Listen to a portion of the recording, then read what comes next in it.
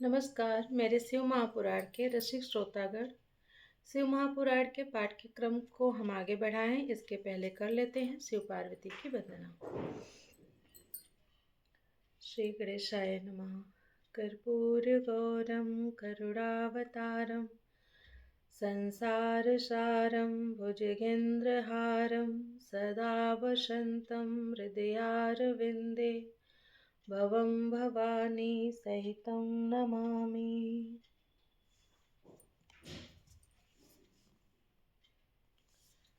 शिव पार्वती की वंदना के बाद आप लोग कर लीजिए पवित्र ग्रंथ का दर्शन। और अब हम देखते हैं कि हमारा आज का पाठक्रम और हमारा पाठ संख्या कौन सा है।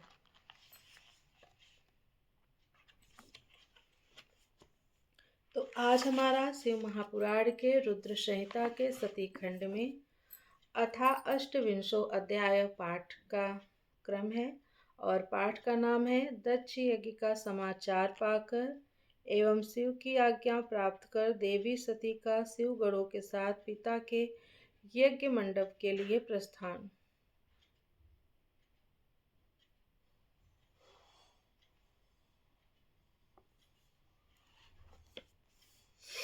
ब्रह्मा जी बोले, हे नारद, जब देवता तथा ऋषिगण बड़े उत्साह के साथ दक्ष के यज्ञ में जा रहे थे, उसी समय दक्ष कन्या देवी सती गंधमादन पर्वत पर चंदों से युक्त धारागृह में सखियों से घिरी हुई अनेक प्रकार की क्रीड़ाएं कर रही थी।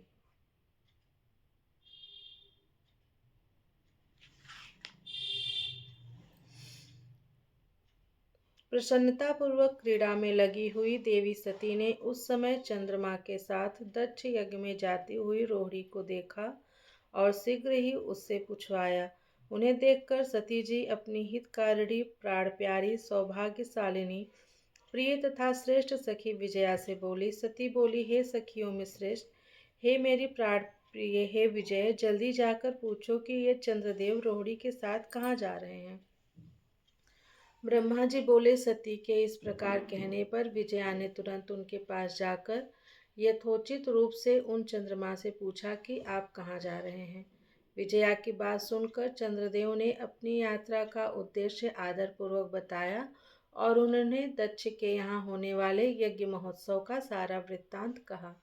वह सब सुनकर विजया बड़ी उतावली के साथ देवी जी के पास आई और चंद्रमा ने जो कहा था वह सब सती से कह दिया। उसे सुनकर सती कालिका देवी को बड़ा आश्चर्य हुआ।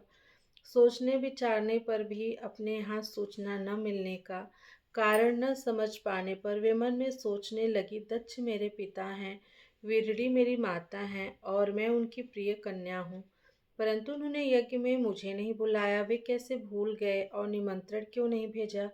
मैं इसका कारण आदरपूर्वक शंकर जी से पूछूं। ऐसा विचार कर सती ने शंकर जी के पास जाने का निश्चय किया। इसके अनंतर दक्ष पुत्री देवी सती अपनी प्रिय सखी विजया को वहां बैठाकर शिव जी के पास शीघ्र गईं। उन्होंने शिव जी को सभा के मध्य में अनेक गणों, नंदी आदि महावीरों तथा प्रमुख युद्धपतियों के साथ बैठे हुए देखा। वे अपने पति सदाशिव ईशान को देखकर उस कारण को पूछने के लिए शीघ्र उनके पास पहुंच गईं। शिवजी ने बड़े प्रेम से प्रिया सती को अपनी गोद में बैठाया और बड़े आदर के साथ उन्हें अपने वचनों से प्रसन्न किया। इसके बाद महालीला करने वाले तथा सज्जनों को सुख देने वाले सर्वेश्वर शंकर, जो गणों के मध्य में विराजमान थे, सती से शीघ्र कहने लगे। शिवजी बोले, तुम इस सभा के मध्य में आश्चर्यचकित होकर क्यों आई हो।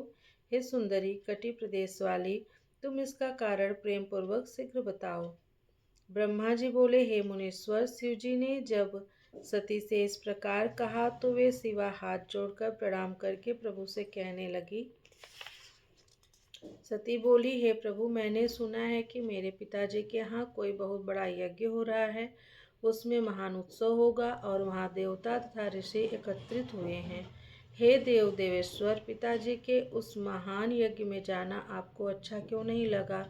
हे प्रभु, जो भी कारण हो वह सब बताइए। महादेव, सुहृदों का यह धर्म है कि सुहृदों के साथ अच्छी संगति करके रहें। मित्र लोग प्रेम को बढ़ाने वाली इस प्रकार की संगति को करते रहते हैं।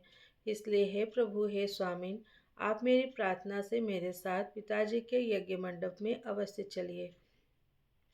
ब्रह्मा जी बोले। सती के इस वचन को सुनकर दक्ष के वाग बाणों से बिथे हुए हृदय वाले देव महेश्वर मधुर वचन कहने लगे। महेश्वर बोले, हे देवी, तुम्हारे पिता दक्ष मेरे विशेष द्रोही हो गए हैं।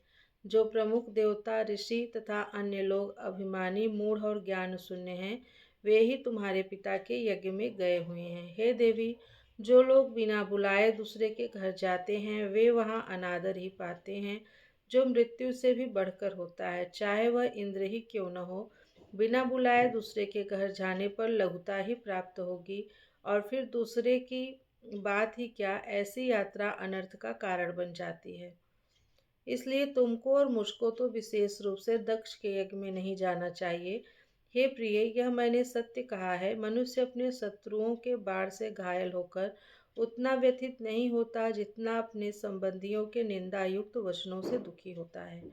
हे प्रिय, सज्जनों में रहने वाले विद्या आदि 6 गुण जब दुष्ट मनुष्यों में आ जाते हैं तो उनकी स्मृति नष्ट हो जाती है और वे मानी होकर तेजस्वियों की ओर नहीं देखते हैं।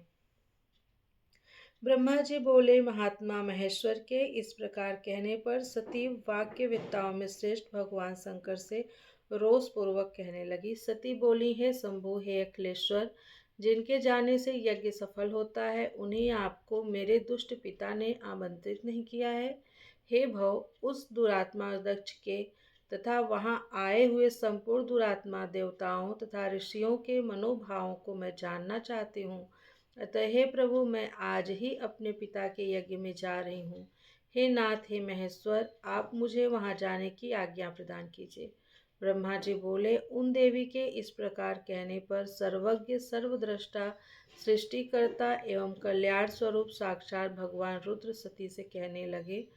शिव जी बोले, हे देवी, यदि इस प्रकार तुम्हारी रुचि वहां अवश्य जाने की है, तो हे सुव्रते, मेरी आज्ञा से तुम महाराजाओं के योग्य उपचार करके बहुत से गुणों से संपन्न हो इस सजे हुए नंदी वृषभ पर सवार होकर शीघ्र अपने पिता के यज्ञ में जाओ।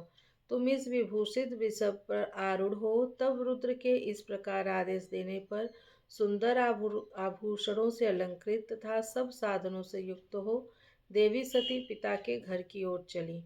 परमात्मा शिव जी ने उन्हें सुंदर वस्त्र, आभूषण, परम उज्ज्वल छत्र, चामर आदि महाराजोचित उपचार दिए।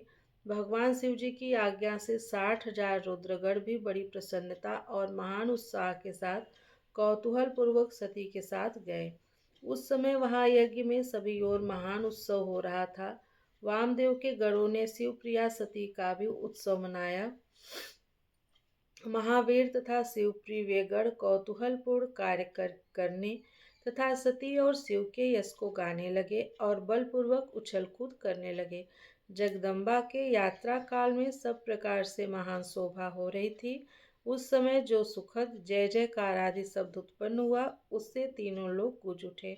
इस प्रकार से शिव महापुराण के अंतर्गत द्वितीय रुद्र संहिता के द्वितीय सती खंड में सती यात्रा वर्णन नामक 28वां अध्याय पूर्ण हुआ। प्रियम शंकरम सर्वनाथम नमामि। हर हर महादेव। हरे नमः, हरे नमः, हरे नमः। ओम नमः पार्वती पतये। हर हर महादेव। मिलती हूँ आप लोगों से नेक्स्ट वीडियो में।